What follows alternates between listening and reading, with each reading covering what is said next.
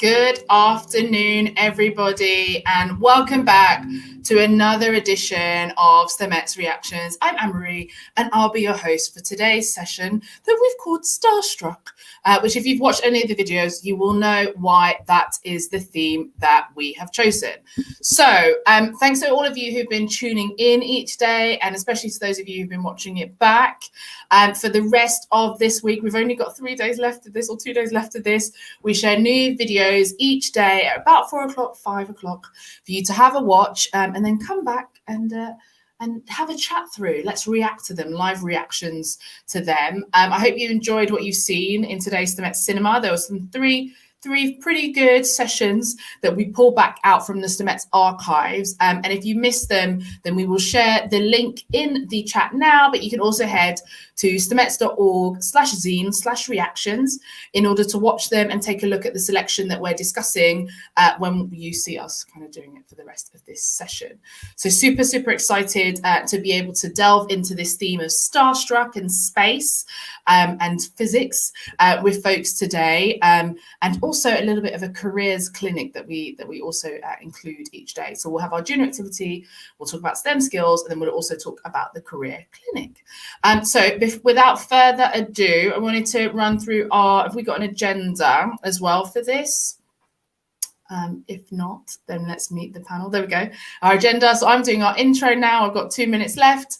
Then we might look through some of the submissions that folks have submitted. And then actually we're going to get to the meat of it all by talking through the discussion and closing the session just before 4:30. So when I say we, it's not the royal we. I actually have a panel that are joining me today of Stemettes Society members and super Stemettes. So I'd like to introduce you to our panel. We have Sinead and we have Isabella. Sinead is a sixth form student. She loves maths and STEM. She loves maths twice. That's why we're including it twice. And then we've also got Isabella, who loves maths and she wants to work in either maths or physics or space. So welcome to our panel, and also welcome to you on the live stream. So this is our panel. They're going to be talking directly back to me straight away, but if you'd like to leave comments or pop things into the chat as we're speaking, if you were starstruck by anything in particular, then please do that and we will take a look. But also please take note that this is a safe space, so please leave nice comments and be polite. But also the session is being recorded, so you will be part of the recording in the live chat bit on YouTube if you do put that in there, and we will be asking you all for feedback as well, those of you that have tuned in to watch in. So we have met our panel. They are here ready and waiting. Let's head straight into it. So we have got our junior activity, which was Merit Moore. And for anyone who hasn't watched it yet, but will be seeing it, this was Stemettes.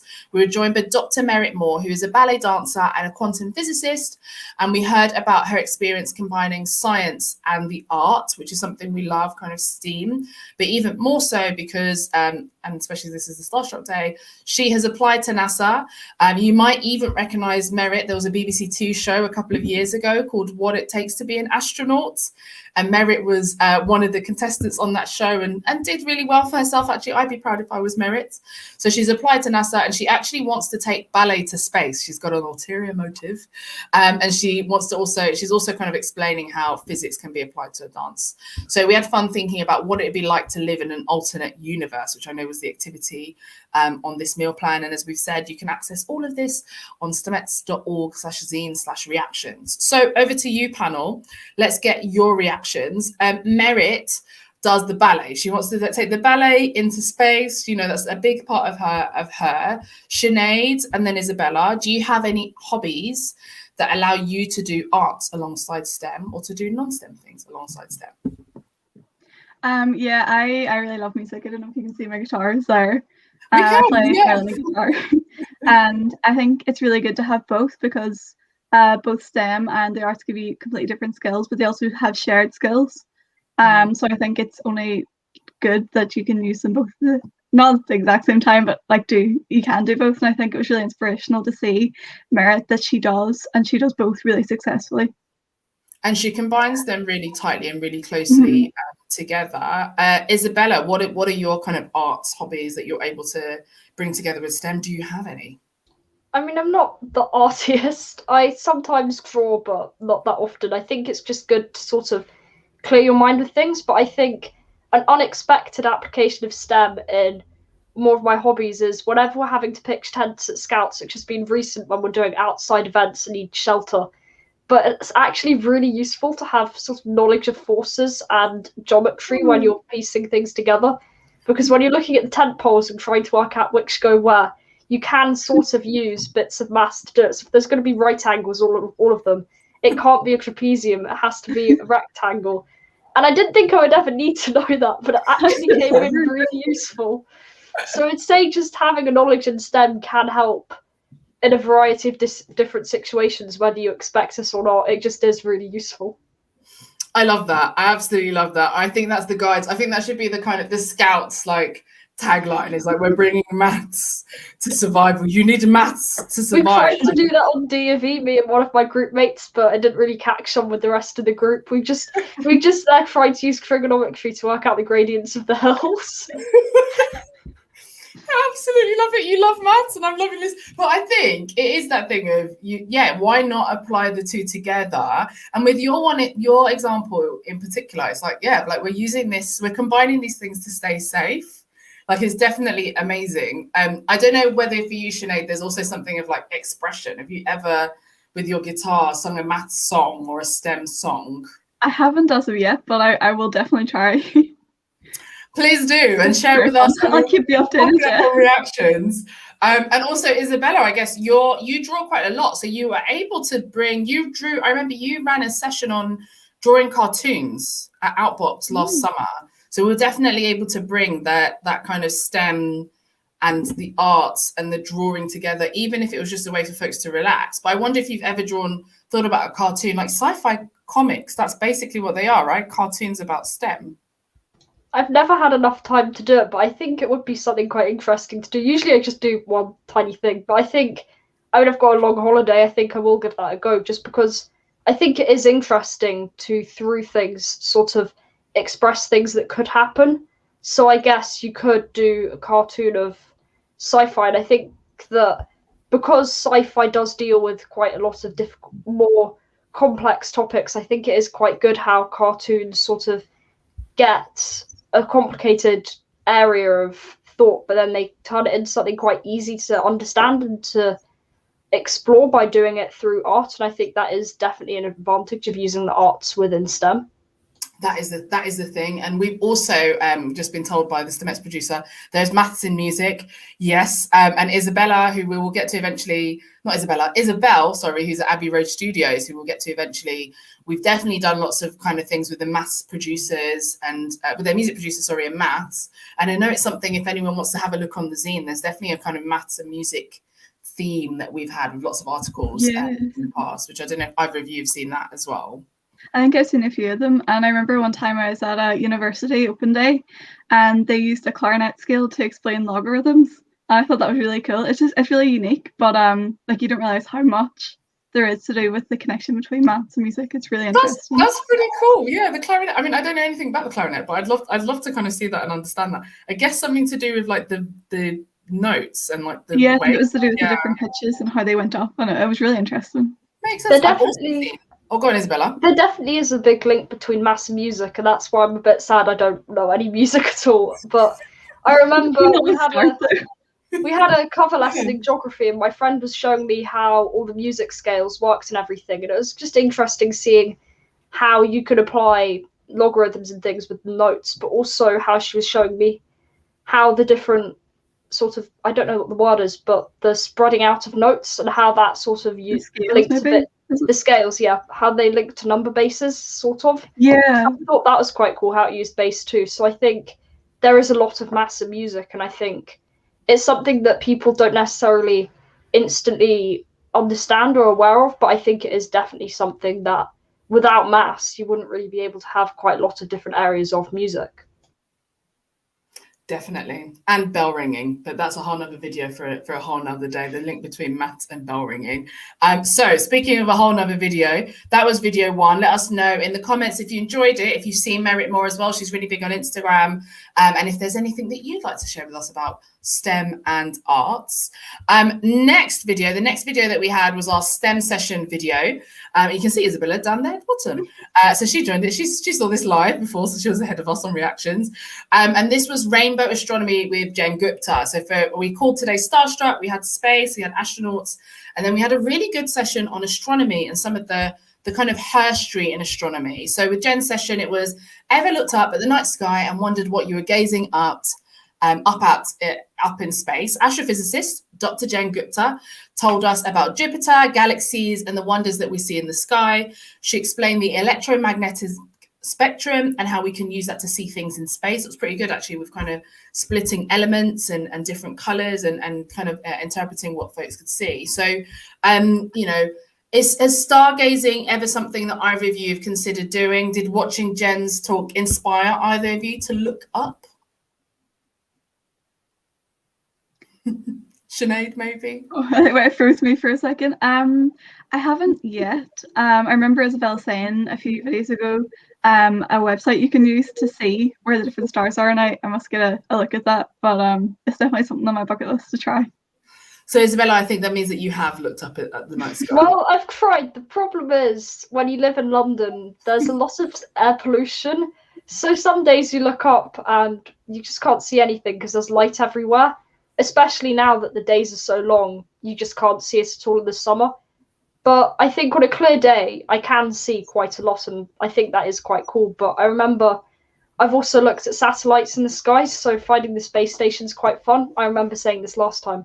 But I would say that after that talk, I did try and I did go to spot the station again and try and find the space station in the sky, but I had to stay up. I would have had to stay up until 4 a.m. So unfortunately, I haven't been able to see it since. But no, stargazing is something really cool, and I think if you live in an area that isn't London, I would definitely recommend doing it. If you live in London, you can give it a go, but success levels vary. I mean, this is it. If you live in London, you have to kind of wait to maybe leave London or go to the edges of London before you can see anything. It's frustrating, but there are also apps that you can have. So there is an app that maps out the constellations when you hold your phone up. So kind of augmented reality. If you can type producer what the name of the app is, then that's definitely something that folks can try out, especially if they live in London or another major city that also has a lot of pollution. I'm wondering also for both of you, especially because at Stemettes we talked so much about the history of STEM and women that had been before, and Jen crammed so many of them into her talk. I wonder whether before watching the video or attending the session, either of you had heard of Margaret Huggins or any of the other female astronomers that were mentioned. No, I hadn't heard of any of them, but it has inspired me to look at them and see, because there's so many that you just never hear of. They're just kind of like pushed aside, but they've discovered so many great things. But I definitely will have a look and see. What about you, Isabella? Had you heard of any of them? No, I hadn't, and I'm surprised now as I think about it, because they have made such massive contributions to the field, and it's just, why are you leaving people out? They've done this, and what they've done isn't just a small thing. What they've done is amazing. We need to both acknowledge what they've done and who they are, because you can't just leave out parts of history because it doesn't fit with the rest of history. You've got to acknowledge people for what they've done, even if they're a woman. And I think, yeah, I was just shocked to hear that they hadn't had their names recorded in history, because it is amazing what they've done. And I think you can't just forget it or push it to the side or anything. I think it's what they've done. I agree with you. It's definitely what they've done, but I think it's also the number of them, which I feel like if we'd have had twice as long with Jen, she'd have had twice as many, 3 times as many women that she could have crammed in for all the things that they've done. And it does make me wonder, you know, before we had all the pollution in London, you know, that ability to look up is something that I think maybe is what's kind of cool about astronomy, cool about the stars, cool about space. Like, as long as you don't have the pollution, being able to look up and spend time thinking about what you've seen or how it changes, you know, all the time, it means it's definitely something that, you know, would have been, even if you've got folks that are trying to leave you out, like, they can't hide the sky from you, right? So it's not really something to be out of. Yeah. So it is a shame. So I'm sure we've since written a Zine article on kind of women astronomers you should know, but I don't know if Lucy's watching this, but we should definitely call out the ones that Jen mentioned. I've got one or two more questions to ask you on this one. So have either of you considered a career in astronomy? I know we had it for you, Isabella, on that might be something that you might want to do, kind of aerospace type things. Is astronomy ever something you've seen yourself, Isabella, the astronomer? It must be like. I mean, yeah, I have. I mean, I remember at school we have all these weird things happening at school, but we had this thing where we spent a whole day talking about astronomy, and I think that was a really interesting day, and it was annoying because you're meant to do a section of GCSE physics on astronomy. Because of COVID, we never got to do it, and I was really annoyed because that was the section I was looking forward to the most, and then just cut out. But I think from that one day, it is really interesting, and I think just the way it applies so many different things, so different areas of maths, different areas of physics. I just think it's so interesting how you use all of that, but then you can use it to answer so many questions. And they're not small questions, they're really big questions. So about everything around you, not just small things like just the planet or just the local solar system, but you can find out about everything around you. And I think, yeah, it's just something really cool, and it uses a lot of cool things to do with it around it, such as maths and physics. So yeah, it's definitely something I'm considering. Just one of the many things that I'm considering. Yeah, I know mathematician is also on it, but I think you're right. I think the areas around it mean that actually there probably is like space maths or like astronomy maths. There's a whole field to discover as much as there is, you know, astronomy physics, like astrophysics. So there's there's astrogeology. I know we've had actually role models that have done that before as well. So there's all these kind of areas that actually, if you go into astronomy, then you end up kind of seeing that it's not actually going into astronomy. It's like going into astronomy of like a whole like Narnia, literally, of things that are literally, like you said, so much bigger and so much wider than you. I don't know, Sinead, if that's ever something you've considered. Sinead, the astronomer. I'm not entirely sure. It is a possibility. I don't know. I'm so indecisive. I just can't choose. But I think it is really cool. And how much, like as you were saying as well, how much like things you can apply to it too, and how broad it is as well. Yeah, we were lucky enough to get the opportunity to do astronomy. Oh, I forgot. I'm back. Astronomy at GCSE, and even a wee tiny bit this year. It was very brief, but it was so interesting. I don't think I fully appreciate how big space is. It's incredible, and how people can like find out so much about it like without ever touching it or without ever going. I think it's incredible, and it would be really cool. It is mind-blowing. I think it's definitely something when I end up speaking to like reading stuff with astronauts where I'm like, my goodness, like I can't imagine going, like leaving the planet and being able to look back on it, you know, from the outside. And then you're like, yeah, like it's just it's like a thing over there.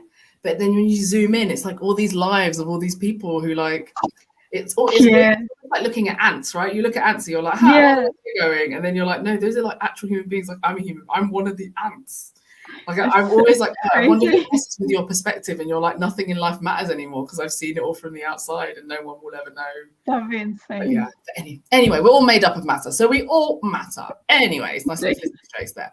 Cool. So our third and final video, which was our career clinic, was with Isabel Garvey from Abbey Road Studios.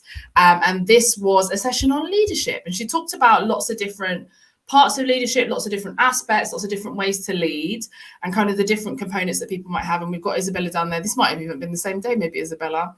I think it was a few days after, because I don't know how I noticed I'm wearing a different jumper. You're wearing the same jumper you wore today, which is how we know you're the same person. There we go. There's not two Isabella, it's the same Isabella. But this was a great session, and she shared her thoughts on leadership, and she's the leader, she's the chief exec, I think, or the CEO or the managing director, I think is her title, at Abbey Road Studios, who, you know, if we think back about maths and music, this is the, you know, where the Beatles were, where Dua Lipa, she mentioned Ed Sheeran, she mentioned loads of different folks. It's so funny because we've had her along before, and each time the artists have to change because music moves on. So that's why she's like, for this audience, so she's having to like dial it down to like the noughties or the tens, rather than being like Beatles, because half the folks would be like, Beatles, never heard of it. Yeah. So she talked about her career journey, and she got us thinking about what makes a good leader, but also she highlighted the importance of inspiring and empowering your team team, and even asked for some help with that at the end of the session, but also to think big and be optimistic. And her tips will help you lead a team to success. And I think this is an interesting one for folks, especially for Stemettes to listen to or to watch back, because even though you're not the managing director at Abbey Road Studios tomorrow, like you could be eventually, but actually there's opportunities for you to lead kind of in your lives and in what you're doing now, whether that's on school councils or different membership clubs, or even as a super Stemette. These are all opportunities for folks to kind of be leaders. So what kind of experience, if you reflect back for yourselves both, we can start with Isabella, what kind of leadership experience have you both had? And what have you ended up doing as leaders, as Stemettes, as well as young people? I think one of the things that comes to mind straight away is sort of being a super Stemette and just everything that I've done being one. So I'd say taking a lead in the Stemettes Society and being able to run social events. So we had Stemettes Unplugged. The first one was a social event and the second one was a revision session. And I think by being able to take a leading role in that, rather than someone who just shows up, I think that was quite interesting to sort of learn all the logistics behind it, because they are really complicated to organise, all the things behind it. You definitely become more grateful for everyone who does everything. It gets quite chaotic. So thank you for organising everything, because I know how much. Anytime. Thanks for turning up. Thanks for leading alongside us, because I think it is definitely one of those things which I think Isabel mentioned, which is about listening actually, and having people come along on the journey, which for us was the reason why we said we've always wanted to do Super Stemettes. We're about to work on a youth board as well, but we're always wanting to have like lead from the front, but lead with others rather than being kind of selfish in our leadership, even if it is a lot of work. Not that we're giving you the work to do, but why not have you feed in and be a part of it? I don't know, Sinead, for you, what kind of leadership you've worked on or kind of leadership things that you've taken on? I completely agree with Isabella. Being a super Stemette has been such a good experience for leadership. And it does make you appreciate everything that Stemettes do with events and making it run so seamlessly. It's just like developing skills and putting yourself in that situation. Other than that, I am part of the St. John's Ambulance and I've done some leadership with that. But I think the Stemettes have definitely helped me develop my leadership skills and the qualities to be a good leader. That's good to hear. What would you say are those qualities of being a good leader, Sinead? It was much what thing we were saying about being a good listener and leading not from the front but with your team. And what else? Teamwork and saying we instead of I. And it's just them kind of qualities. Would you add to that, Isabella? What would be your additions to Sinead's list of what it takes to be a good leader? I would say linking with listening, just including everyone and remembering everyone, because if you don't include one group member, then not only are you sort of not moving everyone forward, but by asking everyone for their views, you get more of a range of ideas. And I think what that person might be thinking if you leave them behind might be something that can just change everything completely. So I'd say a good leader needs to include everyone and be understanding of everyone's needs, because if you can get everyone in your group to work really effectively, then you can get the whole team to work effectively. And I think unless you look out for everyone in the group, it wouldn't really be possible to do that. Yeah, and it's definitely empathy, I think, because it's understanding, being able to understand the different scenarios that people are in or the different things that they're bringing to the table, so then you can, almost use that to help kind of lead them better. So I think that's definitely that. I think the other thing that Isabel mentioned in the career clinic session on leadership was around how important it is as a leader to make sure that you look after yourself. And I know we did Mental Health Awareness Week a couple of weeks ago. We've got the mindfulness course on SOC as well. So this is definitely something that we at Stemettes are going to super keyed up on, leaders and non-leaders. So as leaders yourselves in your own kind of respective fields, and as super Stemettes and at the ambulance and in other places, what do you do to kind of relax and give yourself a bit of balance?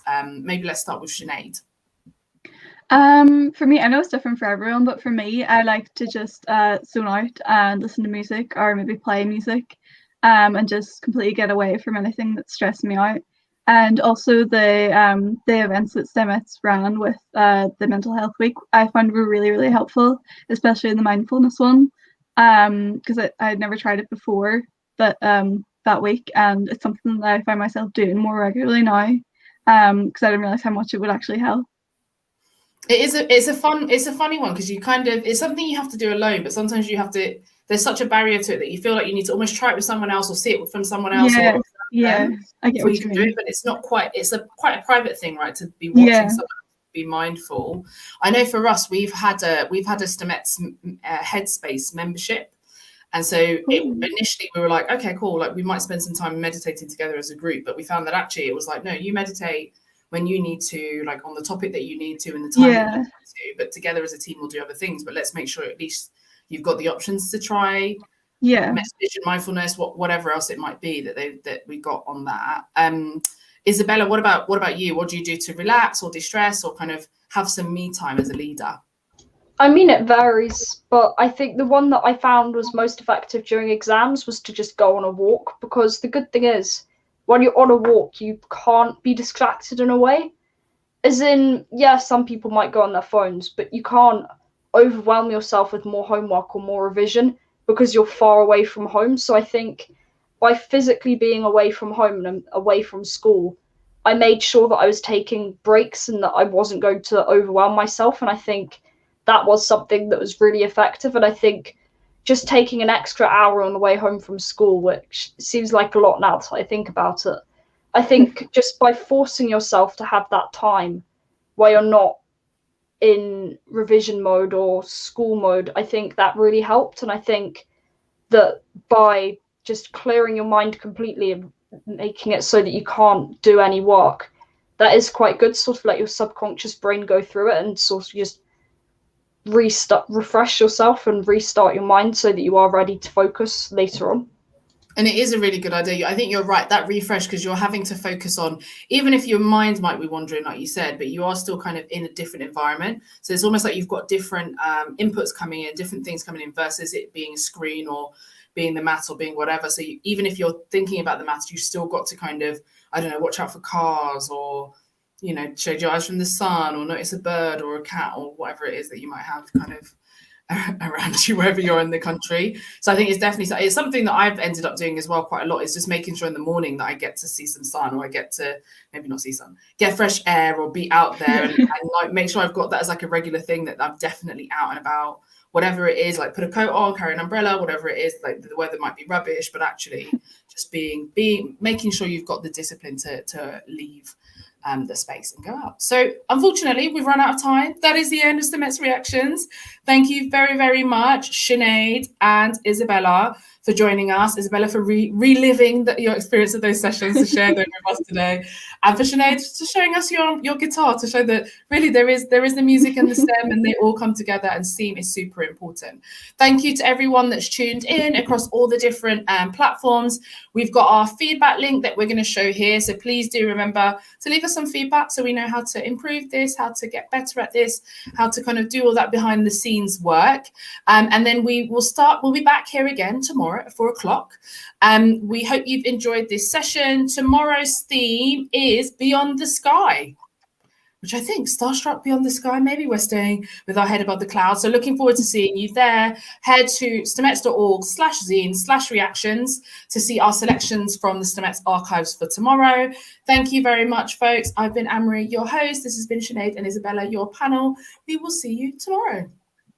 Bye, thank you. Bye, thank you.